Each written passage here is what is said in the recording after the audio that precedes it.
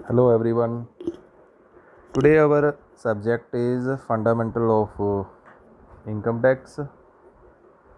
So this video is for plus 2 class. ਇਸ video ਦੇ ਵਿੱਚ ਆਪਾਂ ਥਰਡ ਚੈਪਟਰ ਕਰਾਂਗੇ, that is tax avoidance, ਕਰ ਟਾਲਣਾ। ਸੋ ਟੈਕਸ ਅਵੋਇਡੈਂਸ ਤੋਂ ਮਤਲਬ ਇਹ ਹੁੰਦਾ ਵਾ ਵੀ ਜਦੋਂ ਵੀ ਕੋਈ ਇਨਕਮ ਹੁੰਦੀ ਆ ਉਹਦੇ 'ਤੇ ਟੈਕਸ ਪੇ ਕਰਨਾ ਪੈਂਦਾ ਵਾ। ਉਹ ਪੇ ਕਰਨਾ ਕੰਪਲਸਰੀ ਹੁੰਦਾ ਵਾ, ਬਟ ਕੁਛ ਲੀਗਲ ਵੇ ਹੁੰਦੇ ਆ ਜਾਂ ਲਾਅ ਦੇ ਅਕੋਰਡਿੰਗ ਕੁਛ ਪ੍ਰੋਵੀਜ਼ਨ ਹੁੰਦੀਆਂ ਵਾ ਜਿਹਦੇ ਅਕੋਰਡਿੰਗਲੀ ਇੱਕ ਅਸੈਸੀ ਆ ਉਹ ਆਪਣੀ ਟੈਕਸ ਲਾਇਬਿਲਿਟੀ ਨੂੰ ਘੱਟ ਕਰ ਸਕਦਾ ਵਾ। ਟੈਕਸ ਲਾਇਬਿਲਿਟੀ ਨੂੰ ਘੱਟ ਕਰਨ ਦੇ ਲਈ ਜਾਂ ਤਾਂ ਉਹ ਆਪਣੀ ਇਨਕਮ ਘਟਾ ਸਕਦਾ ਵਾ, ਟੈਕਸੇਬਲ ਇਨਕਮ ਘਟਾ ਸਕਦਾ ਵਾ, ਜਾਂ ਫਿਰ ਉਹਦੇ 'ਤੇ ਬਣਦਾ ਹੋਇਆ ਟੈਕਸ ਘਟਾ ਸਕਦਾ ਵਾ। ਅਤੇ ਇਸ ਤਰ੍ਹਾਂ ਕਰਨ ਦੇ ਲਈ ਜਦੋਂ ਉਹ ਲੀਗਲ ਵੇ ਯੂਜ਼ ਕਰਦਾ ਵਾ ਉਹਨੂੰ ਅਸੀਂ ਕਹਿੰਦੇ ਹਾਂ ਟੈਕਸ ਅਵੋਇਡੈਂਸ। ਸੋ ਕਰ ਟਾਲਣ ਤੋਂ ਭਾਵ ਇੱਕ ਕਰਦਾਤਾ ਦੁਆਰਾ ਕਾਨੂੰਨੀ ਤਰੀਕਿਆਂ ਦੀ ਵਰਤੋਂ ਕਰਕੇ ਆਪਣੀ ਆਮਦਨ ਜਾਂ ਵਿੱਤੀ ਸਥਿਤੀ ਨੂੰ ਇਸ ਤਰ੍ਹਾਂ ਵਿਵਸਥਿਤ ਕਰਨਾ ਹੈ ਕਿ ਕਰ ਦੇਣਦਾਰੀ ਘੱਟ ਜਾਵੇ। ਇਸ ਲਈ ਆਮਦਨ ਕਰ ਅਧਿਨਿਯਮ ਦੇ ਵਿੱਚ ਕੁਝ ਡਿਡਕਸ਼ਨਸ ਜਾਂ ਐਗਜ਼ੰਪਸ਼ਨਸ ਹੈਗੀਆਂ ਵਾ ਅਤੇ ਕਈ ਹੋਰ ਪ੍ਰੋਵੀਜ਼ਨ ਦਿੱਤੀਆਂ ਹੋਈਆਂ ਜਿਨ੍ਹਾਂ ਨੂੰ ਯੂਜ਼ ਕੀਤਾ ਜਾ ਸਕਦਾ ਵਾ। ਜਿਹੜੀ ਟੈਕਸ ਇਵੇਜ਼ਨ ਹੁੰਦੀ ਆ, ਕਰ ਚੋਰੀ, ਉਹ ਟੈਕਸ ਅਵੋਇਡੈਂਸ ਤੋਂ ਅਲੱਗ ਹੁੰਦੀ ਆ।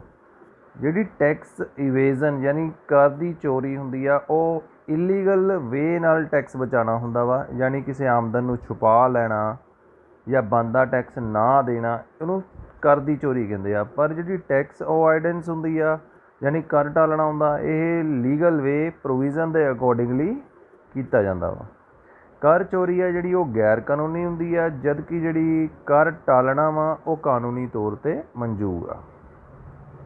ਕਰ ਟਾਲਣ ਨਾਲ ਸੰਬੰਧਿਤ ਆਮਦਨ ਕਰਨ ਅਧਿਨਿਯਮ ਵਿੱਚ ਦਿੱਤੀਆਂ ਵਿਸ਼ੇਸ਼ ਪ੍ਰੋਵੀਜ਼ਨਾਂ। ਕਰ ਟਾਲਣ ਯਾਨੀ ਟੈਕਸ ਅਵੋਇਡੈਂਸ ਦੇ ਰਿਲੇਟਡ ਕੁਝ ਸਪੈਸੀਫਿਕ ਪ੍ਰੋਵੀਜ਼ਨ ਦਿੱਤੀਆਂ ਵਾ ਇਨਕਮ ਟੈਕਸ ਐਕਟ ਦੇ ਵਿੱਚ। ਸੋ ਹੁਣ ਆਪਾਂ ਉਹ ਪੜ੍ਹਾਂਗੇ। ਇਹਨਾਂ ਨੂੰ ਇਹ ਜਿਹੜੀਆਂ ਪ੍ਰੋਵੀਜ਼ਨਾਂ ਵਾ ਇਹਨਾਂ ਨੂੰ ਅਸੀਂ ਮੇਨਲੀ 3 ਪਾਰਟ 'ਚ ਡਿਵਾਈਡ ਕਰ ਲਿਆ। ਪਹਿਲਾ ਹੈਗਾ ਵਾ ਅਨਿਵਾਸੀ ਨਾਲ ਕੀਤੇ ਲੈਣ ਦੇਣਾਂ ਤੋਂ ਪ੍ਰਾਪਤ ਆਮਦਨ। ਨੋਨ ਰੈਜ਼ੀਡੈਂਟ ਤੋਂ ਜਿਹੜੀ ਨੋਨ ਰੈਜ਼ੀਡੈਂਟ ਨਾਲ ਜਿਹੜੀਆਂ ਟ੍ਰਾਂਸੈਕਸ਼ਨਸ ਹੁੰਦੀਆਂ ਉਹ ਤੋਂ ਜੋ ਇਨਕਮ ਰਸੀਵਡ ਹੁੰਦੀ ਆ ਉਹਨੂੰ ਅਸੀਂ ਸੈਕਸ਼ਨ 92 'ਚ ਪੜ੍ਹਾਂਗੇ। ਦੈਨ ਨੋਨ ਰੈਜ਼ੀਡੈਂਟ ਤੋਂ ਪ੍ਰਾਪਤ ਆਮਦਨ ਦੇ ਕਰ ਸੰਬੰਧੀ। ਪਹਿਲਾਂ ਨੋਨ ਰੈਜ਼ੀਡੈਂਟ ਨਾਲ ਜੋ ਟ੍ਰਾਂਸੈਕਸ਼ਨਸ ਹੋਈਆਂ ਉਹ ਤੋਂ ਜਿਹੜੀ ਆਮਦਨ ਹੁੰਦੀ ਆ ਉਹਦੇ ਰਿਗਾਰਡਿੰਗ 92 ਸੈਕਸ਼ਨ ਆ। ਦੂਜੇ ਨੋਨ ਰੈਜ਼ੀਡੈਂਟ ਤੋਂ ਜਿਹੜੀ ਸਿੱਧਾ ਹੀ ਆਮਦਨ ਮਿਲਦੀ ਆ ਉਹਦੇ ਲਈ ਸੈਕਸ਼ਨ 93 ਆ। ਦੈਨ ਥਰਡ ਆ ਗਿਆ ਸਿਕਿਉਰਿਟੀਜ਼ ਦੇ ਨਾਲ ਸੰਬੰਧਿਤ ਲੈਣ ਦੇਣਾਂ ਵਿੱਚ ਕਰ ਨੂੰ ਛੁਪਾਉਣ ਸੰਬੰਧੀ। ਪ੍ਰਤੀਭੂਤੀਆਂ ਜਿਹਨੂੰ ਸਿਕਿਉਰਿਟੀਜ਼ ਕਹਿੰਦੇ ਆ ਉਹਦੇ ਰਿਲੇਟਡ ਜਿਹੜੀਆਂ ਟ੍ਰਾਂਸੈਕਸ਼ਨ ਹੁੰਦੀਆਂ ਉਹਦੇ ਵਿੱਚ ਜੇ ਕੁਛ ਟੈਕਸ ਛੁਪਾਇਆ ਜਾਂਦਾ ਤਾਂ ਉਹਦੇ ਸੰਬੰਧੀ ਹੈਗੇ 94 ਸੈਕਸ਼ਨ। ਉਹਨੂੰ ਅਸੀਂ ਡਿਟੇਲ 'ਚ ਪੜ੍ਹਾਂਗੇ। ਪਹਿਲਾਂ ਸੈਕਸ਼ਨ 92 ਦੇ ਅਕੋਰਡਿੰਗਲੀ ਅਨਿਵਾਸੀ ਨਾਲ ਕੀਤੇ ਲੈਣ ਦੇਣਾਂ ਤੋਂ ਪ੍ਰਾਪਤ ਆਮਦਨ। ਸੈਕਸ਼ਨ 92 ਕੀ ਕਹਿੰਦਾ ਵਾ, ਕਈ ਵਾਰ ਕੀ ਹੁੰਦਾ ਜਿਹੜਾ ਰੈਜ਼ੀਡੈਂਟ ਹੁੰਦਾ ਅਤੇ ਨੋਨ ਰੈਜ਼ੀਡੈਂਟ ਹੁੰਦਾ ਵਾ ਅਤੇ ਇਹਨਾਂ ਦੇ ਵਿੱਚ ਲੈਣ ਦੇਣ ਹੁੰਦੇ ਆ, ਵਪਾਰਿਕ ਲੈਣ ਦੇਣ ਹੁੰਦੇ ਆ ਅਤੇ ਉਹਦੇ ਰਿਗਾਰਡਿੰਗ ਕੋਈ ਸਪੈਸੀਫਿਕ ਐਗਰੀਮੈਂਟ ਕਰ ਲਿਆ ਜਾਂਦਾ ਵਾ, ਯਾਨੀ ਕੋਈ ਵਿਸ਼ੇਸ਼ ਸਮਝੌਤਾ ਕਰ ਲਿਆ ਜਾਂਦਾ ਵਾ। ਇਹਦੇ ਨਾਲ ਕੀ ਹੁੰਦਾ ਵਾ, ਜਾਂ ਤਾਂ ਉਸ ਲੈਣ ਦੇਣ ਤੋਂ ਹੋਣ ਵਾਲੇ ਲਾਭ ਸਿਫਰ ਯਾਨੀ 0 ਹੋ ਜਾਂਦੇ ਆ ਜਾਂ ਘੱਟ ਜਾਂਦੇ ਆ।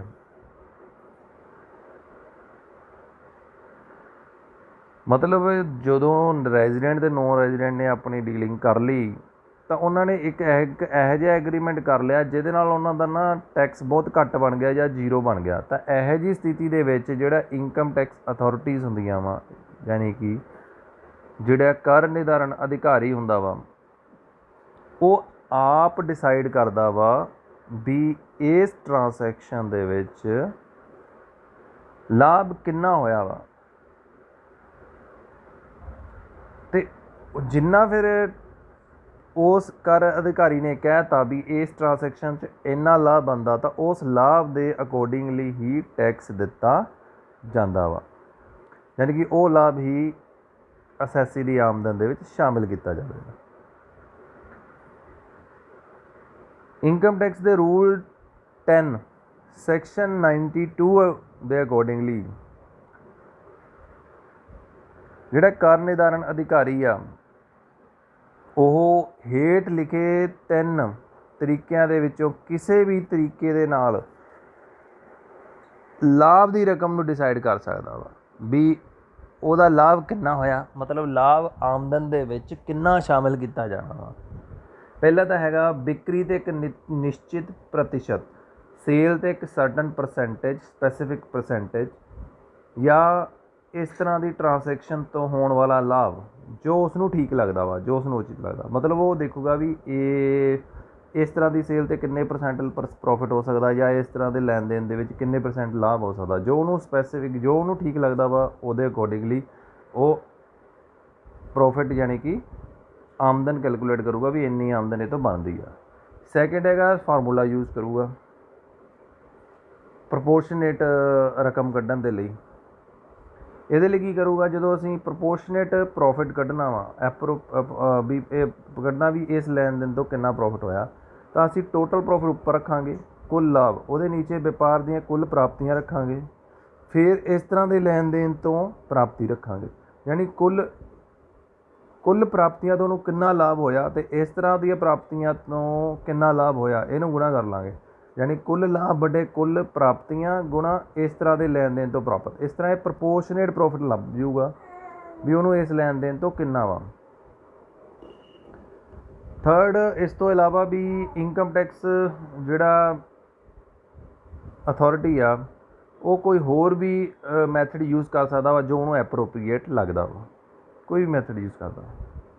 ਮਤਲਬ ਇਹ ਇਨਕਮ ਟੈਕਸ ਅਥੋਰਿਟੀ ਨੇ ਡਿਸਾਈਡ ਕਰਨਾ ਹੁੰਦਾ ਵਾ ਜਦੋਂ ਰੈਜ਼ੀਡੈਂਟ ਜਾਂ ਅਤੇ ਨੋਨ ਰੈਜ਼ੀਡੈਂਟ ਦੇ ਵਿੱਚ ਲੈਣ ਦੇਣ ਹੋਵੇ ਅਤੇ ਉਹਨਾਂ ਨੇ ਨਾ ਕਿਸੇ ਐਗਰੀਮੈਂਟ ਦੇ ਅਕੋਰਡਿੰਗਲੀ ਆਪਣਾ ਪ੍ਰੋਫਿਟ ਘਟਾ ਲਿਆ ਹੋਵੇ, ਫਿਰ ਇਨਕਮ ਟੈਕਸ ਅਥੋਰਿਟੀ ਆਪ ਡਿਸਾਈਡ ਕਰੂਗੀ ਵੀ ਇਹ 'ਚ ਪ੍ਰੋਫਿਟ ਕਿੰਨਾ ਬਣਦਾ ਵਾ। ਉਹਦੇ ਲਈ ਇਹ 3 ਮੈਥਡ 'ਚੋਂ ਕੋਈ ਵੀ ਮੈਥਡ ਯੂਜ਼ ਕਰ ਸਕਦੀ। ਨੈਕਸਟ ਆ ਗਿਆ ਸੈਕਸ਼ਨ 93 ਦੇ ਅਕੋਰਡਿੰਗਲੀ ਨੋਨ ਰੈਜ਼ੀਡੈਂਟ ਤੋਂ ਪ੍ਰਾਪਤ ਆਮਦਨ। ਕੋਈ ਨੋਨ ਰੈਜ਼ੀਡੈਂਟ ਤੋਂ ਆਮਦਨ ਮਿਲ ਰਹੀ ਹੈ ਆਪਣੇ ਇੰਡੀਆ ਦੇ ਰੈਜ਼ੀਡੈਂਟ ਨੂੰ। ਇਸ ਸੈਕਸ਼ਨ ਦੇ ਅਕੋਰਡਿੰਗਲੀ ਜਦੋਂ ਕੋਈ ਬਾਹਰਲਾ ਵਿਅਕਤੀ ਯਾਨੀ ਨੋਨ ਰੈਜ਼ੀਡੈਂਟ ਨਿਵਾਸੀ ਨੂੰ, ਰੈਜ਼ੀਡੈਂਟ ਨੂੰ, ਇੰਡੀਆ ਦੇ ਰੈਜ਼ੀਡੈਂਟ, ਜਿਵੇਂ ਇੰਡੀਆ ਦੇ ਰੈਜ਼ੀਡੈਂਟ ਨੂੰ ਕਿਸੇ ਬਾਹਰਲੇ ਰੈਜ਼ੀਡੈਂਟ ਤੋਂ ਕੋਈ ਇਨਕਮ ਮਿਲਦੀ ਆ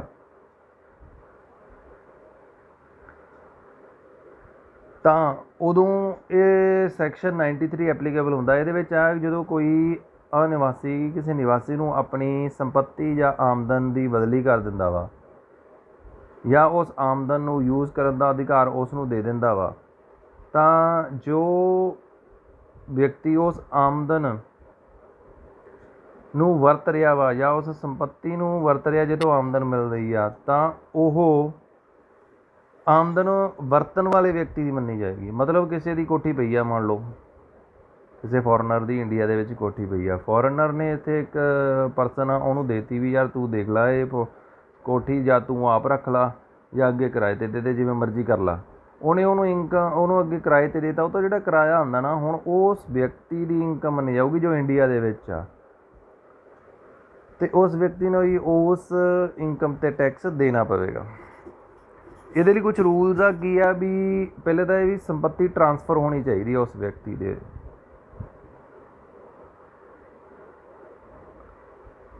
ਅਤੇ ਦੂਜਾ ਹੈਗਾ ਵੀ ਜੋ ਸੰਪੱਤੀ ਟਰਾਂਸਫਰ ਕੀਤੀ ਆ ਉਹਦੀ ਆਮਦਨ ਆ ਜਿਹੜੀ ਅਨਿਵਾਸੀ ਨੂੰ ਅਦਾਇਗੀਯੋਗ ਹੋਣੀ ਚਾਹੀਦੀ ਆ, ਵੀ ਅਨਿਵਾਸੀ ਨੂੰ ਮਿਲਣਯੋਗ ਹੋਵੇ ਆਮਦਨ ਇਹੋ ਜਿਹੀ ਹੋਣੀ ਚਾਹੀਦੀ ਆ। ਥਰਡ, ਰਾਈਟ ਹੋਣਾ ਚਾਹੀਦਾ ਇੰਡੀਆ ਦੇ ਵਿੱਚ ਜਿਹੜਾ ਪਰਸਨ ਆ ਉਸ ਸੰਪੱਤੀ ਨੂੰ ਵਰਤਣ ਦਾ, ਯਾਨੀ ਕਿ ਜਿਸ ਪਰਸਨ ਕੋਲ ਸੰਪੱਤੀ ਹੈਗੀ ਹੈ ਇੰਡੀਆ 'ਚ ਉਸ ਨੂੰ ਉਸ ਸੰਪੱਤੀ ਤੋਂ ਪ੍ਰਾਪਤ ਆਮਦਨ ਨੂੰ ਵਰਤਣ ਦਾ ਅਧਿਕਾਰ ਹੋਣਾ ਚਾਹੀਦਾ, ਤਾਂ ਹੀ ਉਹਦੀ ਆਮਦਨ 'ਚ ਸ਼ਾਮਿਲ ਹੋਊਗੀ। ਚੌਥੀ ਮੇਨ ਗੱਲ ਹੈ ਵੀ ਜਿਹੜੀ ਸੰਪੱਤੀ ਉਹ ਵਰਤ ਰਿਹਾ ਉਸ ਤੋਂ ਜਿਹੜੀ ਆਮਦਨ ਪੈਦਾ ਹੋ ਰਹੀ ਆ ਉਹ ਟੈਕਸੇਬਲ ਹੋਣੀ ਚਾਹੀਦੀ ਆ। ਮੰਨ ਲਓ ਜਿਵੇਂ ਹੁਣ ਐਗਰੀਕਲਚਰ ਲੈਂਡ ਆ, ਉਹ ਟੈਕਸੇਬਲ ਹੈ ਨਹੀਂ ਇੰਡੀਆ ਦੇ ਵਿੱਚ। ਐਗਰੀਕਲਚਰ ਤੋਂ ਇਨਕਮ, ਜੇ ਉਹ ਐਗਰੀਕਲਚਰ ਲਈ ਲੈਂਡ ਯੂਜ਼ ਕਰ ਰਿਹਾ ਉਹ 'ਚ ਐਗਰੀਕਲਚਰ ਪ੍ਰੋਡਿਊਸ ਕਰ ਰਿਹਾ, ਐਗਰੀਕਲਚਰ ਦਾ ਟੈਕਸ ਹੈ ਨਹੀਂ, ਫਿਰ ਇਹ ਮਤਲਬ ਉਹਨੂੰ ਟੈਕਸ ਨਹੀਂ ਦੇਣਾ ਪਊਗਾ ਕਿਉਂਕਿ ਐਗਰੀਕਲਚਰ ਇਨਕਮ 'ਤੇ ਟੈਕਸ ਨਹੀਂ ਲੱਗਦਾ। ਨਿਵਾਸੀ ਵਿਅਕਤੀ ਜੋ ਕਿ ਕਰਦਾਤਾ ਹੈ ਦੇ ਇਹ ਸਾਬਤ ਕਰਨ 'ਤੇ ਕਿ ਇਹ ਲੈਣ ਦੇਣ ਕਰ ਟਾਲਣ ਨਹੀਂ ਹੈ, ਕਰ ਟਾਲਣ ਲਈ ਨਹੀਂ ਹੈ। ਹੁਣ ਜੇ ਕੋਈ ਰੈਜ਼ੀਡੈਂਟ ਅਪਰੂਵ ਕਰ ਦਿੰਦਾ ਭਈ ਇਹੋ ਜਿਹਾ ਲੈਣ ਦੇਣ ਅਸੀਂ ਕਰ ਟਾਲਣ ਲਈ ਨਹੀਂ ਕੀਤਾ, ਤਾਂ ਉੱਪਰ ਲਿਖੇ ਨਿਯਮ ਲਾਗੂ ਨਹੀਂ ਹੋਣਗੇ। पर साबित करन दी जिम्मेवारी उस व्यक्ति यानी असैसी दी होगी। नैक्सट आ गया सैक्शन अपने को 94, ये सिक्योरिटीज़ नाल रिलेटेड आ, यानी सिक्योरिटीज़ नाल रिलेटेड जिहड़ियां ट्रांसैक्शनस होंदियां उहदे विच जदों कर नूं छुपाया जांदा उहदे संबंधी आ। कई बार असैसी आ जिहड़ा उहनूं सिक्योरिटीज़ तो ब्याज मिलदी है, इनकम मिलदी है ਜਾਂ प्रॉफिट मिलदा वा, ਤਾਂ ਉਹਨੂੰ ਉਹ ਡਿਸਕਲੋਜ਼ ਨਹੀਂ ਕਰਦਾ ਅਤੇ ਉਹਦੇ ਨਾਲ ਫਿਰ ਉਹ ਕਰ ਟਾਲਣ ਦੀ ਕੋਸ਼ਿਸ਼ ਕਰਦਾ ਵਾ। ਤਾਂ ਉਸ ਸਥਿਤੀ ਦੇ ਵਿੱਚ ਪ੍ਰੋਵੀਜ਼ਨ ਜਿਹੜੀਆਂ ਲਾਗੂ ਹੁੰਦੀਆਂ ਉਹ ਇਹ ਆ ਵੀ ਜੇ ਸਿਕਿਉਰਿਟੀਜ਼ ਤੋਂ ਕੋਈ ਵਿਆਜ ਪ੍ਰਾਪਤ ਹੁੰਦਾ ਵਾ ਸੈਕਸ਼ਨ 94 ਸਬ ਸੈਕਸ਼ਨ 1 ਦੇ ਅਕੋਰਡਿੰਗਲੀ, ਜੇ ਅਸੈਸੀ ਵਿਆਜ ਪ੍ਰਾਪਤ ਹੋਣ ਵਾਲੀ ਮਿਤੀ ਤੋਂ ਪਹਿਲਾਂ ਪ੍ਰਤੀਭੂਤੀ ਯਾਨੀ ਸਿਕਿਉਰਿਟੀ ਦੀ ਵਿਕਰੀ ਕਰ ਦਿੰਦਾ ਵਾ, ਯਾਨੀ ਅਸੈਸੀ ਨੇ ਵਿਆਜ ਮਿਲਣਾ ਸੀ ਉਦੋਂ ਇੱਕ ਦਿਨ ਪਹਿਲਾਂ ਜਾਂ ਥੋੜ੍ਹੇ ਦਿਨ ਪਹਿਲਾਂ ਸਿਕਿਉਰਿਟੀ ਵੇਚਤੀ, ਤਾਂ ਵਿਆਜ ਪ੍ਰਾਪਤੀ ਦੀ ਮਿਤੀ ਤੋਂ ਬਾਅਦ ਯਾਨੀ ਵਿਆਜ ਦੀ ਡੇਟ ਆਈ ਉਹਨੇ ਉਦੋਂ ਪਹਿਲਾਂ ਵੇਚਤੀ, ਜਦੋਂ ਵਿਆਜ ਦੀ ਡੇਟ ਲੰਘ ਗਈ ਦੁਬਾਰਾ ਖਰੀਦ ਲਈ। ਇਹ ਸਥਿਤੀ ਫਿਰ ਜੇਕਰ ਕਰ ਅਧਿਕਾਰੀ ਨੂੰ ਲੱਗਦਾ ਵੀ ਇਹ ਕਰ ਟਾਲਣ ਲਈ ਕੀਤਾ ਵਾ, ਤਾਂ ਉਹਨਾਂ ਪ੍ਰਤੀਭੂਤੀਆਂ ਤੋਂ ਪ੍ਰਾਪਤ ਆਮਦਨ ਨੂੰ ਵੇਚਣ ਵਾਲੇ ਦੀ ਆਮਦਨ ਵਿੱਚ ਸ਼ਾਮਲ ਕੀਤਾ ਜਾਏਗਾ। ਠੀਕ ਹੈ ਜੀ, ਵਿਆਜ ਵਾਲੇ ਦਿਨ ਤੋਂ ਪਹਿਲਾਂ ਵੇਚਤੀ ਬਾਅਦ 'ਚੋਂ ਵਾਪਸ ਲੈ ਲਈ, ਤਾਂ ਜਿਹਨੇ ਵੇਚੀ ਸੀ ਅਤੇ ਮਤਲਬ ਜਿਹਨੇ ਵੇਚੀ ਸੀ ਉਹਨੇ ਵਾਪਸ ਲਈ ਆ, ਅਤੇ ਇਸ ਕਰਕੇ ਵਿਆਜ ਵੀ ਉਹਦੀ ਆਮਦਨ ਮੰਨਿਆ ਹੀ ਜਾਊਗਾ। ਸੈਕਿੰਡ ਹੈਗਾ ਪ੍ਰਤੀਭੂਤੀਆਂ ਵਿੱਚ ਵਿਅਕਤੀਗਤ ਹਿੱਤ ਸੰਬੰਧੀ। ਹੁਣ ਕਈ ਵਾਰ ਸਿਕਿਉਰਿਟੀਜ਼ ਇਹੋ ਜਿਹੀਆਂ ਹੁੰਦੀਆਂ ਜਿਹਦੇ ਵਿੱਚ ਉਹਦਾ ਪਰਸਨਲ ਇੰਟਰਸਟ ਹੁੰਦਾ ਵਾ ਕਿਸੇ ਪਰਸਨ ਦਾ,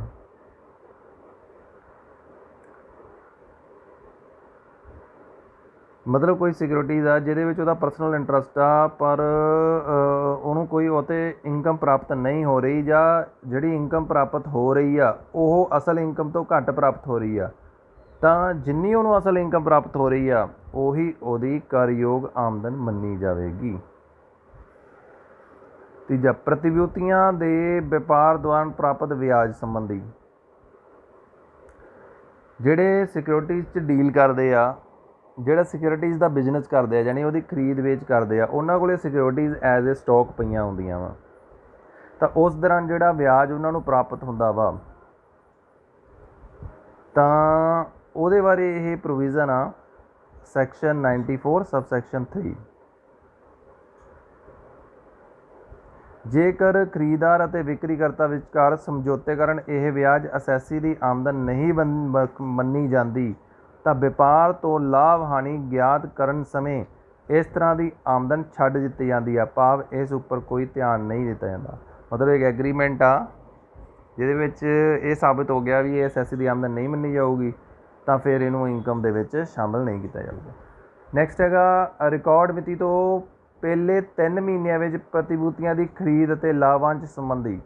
ਸੈਕਸ਼ਨ ਹੈਗਾ 94 ਸਬ ਸੈਕਸ਼ਨ 4। ਜੇ ਕਹਿੰਦਾ ਰਿਕਾਰਡ ਡੇਟ ਹੁੰਦੀ ਆ, ਮਤਲਬ ਜ਼ਿਆਦਾ ਇੰਟਰਸਟ ਦੀ ਡੇਟ ਹੁੰਦੀ ਆ, ਜੇ ਉਦੋਂ 3 ਮਹੀਨਿਆਂ ਤੋਂ ਪਹਿਲਾਂ ਕੋਈ ਸਿਕਿਉਰਿਟੀ ਜਾਂ ਯੂਨਿਟ ਖਰੀਦ ਕਰਦਾ ਵਾ ਅਤੇ ਰਿਕਾਰਡ ਮਿਤੀ ਤੋਂ ਬਾਅਦ 3 ਮਹੀਨਿਆਂ ਵਿੱਚ ਇਹਨਾਂ ਪ੍ਰਤੀਭੂਤੀਆਂ ਜਾਂ 9 ਮਹੀਨਿਆਂ ਵਿੱਚ ਇਹਨਾਂ ਯੂਨਿਟਾਂ ਨੂੰ ਵੇਚ ਦਿੰਦਾ ਹੈ, ਇਸ ਸਥਿਤੀ ਵਿੱਚ ਇਹਨਾਂ ਪ੍ਰਤੀਭੂਤੀਆਂ ਅਤੇ ਯੂਨਿਟਾਂ ਤੋਂ ਪ੍ਰਾਪਤ ਲਾਭਾਂਸ਼ ਜਾਂ ਵਿਆਜ ਕਰ ਮੁਕਤ ਹੁੰਦਾ ਵਾ। ਮਤਲਬ ਜਿਹੜੀ ਰਿਕਾਰਡਡ ਡੇਟ ਆ ਉਹ ਤੋਂ 3 ਮਹੀਨੇ ਪਹਿਲਾਂ ਸਿਕਿਉਰਿਟੀਆਂ ਦੀ ਕੇਸ ਦੇ 3 ਮਹੀਨੇ ਪਹਿਲਾਂ ਯੂਨਿਟ ਖਰੀਦ ਲੈਂਦਾ ਵਾ, ਅਤੇ ਰਿਕਾਰਡ ਮਿਤੀ ਤੋਂ ਬਾਅਦ 3 ਮਹੀਨੇ ਸਿਕਿਉਰਿਟੀ ਲਈ 9 ਮਹੀਨੇ ਯੂਨਿਟਾਂ ਲਈ ਉਹਦੇ ਵਿੱਚ ਇਹਨਾਂ ਨੂੰ ਵੇਚ ਦਿੰਦਾ, ਤਾਂ ਜੋ ਉਹਦੇ 'ਤੇ ਲਾਭਾਂਸ਼ ਮਿਲੂਗਾ ਜਾਂ ਵਿਆਜ ਮਿਲੂਗਾ ਅਤੇ ਟੈਕਸ ਨਹੀਂ ਲੱਗੂਗਾ। ਪਰ ਜਿਹਦੇ ਕਰਕੇ ਕੋਈ ਲੋਸ ਹੋ ਜਾਂਦਾ ਉਹਦੀ ਐਡਜਸਟਮੈਂਟ ਨਹੀਂ ਕੀਤੀ ਜਾ ਸਕਦੀ, ਅਤੇ ਇਹੋ ਜਿਹੇ ਲੋਸ ਨੂੰ ਕੈਰੀ ਫਾਰਵਰਡ ਵੀ ਨਹੀਂ ਕੀਤਾ ਜਾ ਸਕਦਾ। ਸੋ ਇਹ ਸੀਗਾ ਆਪਣਾ chapter tax avoidance. Thank you for watching.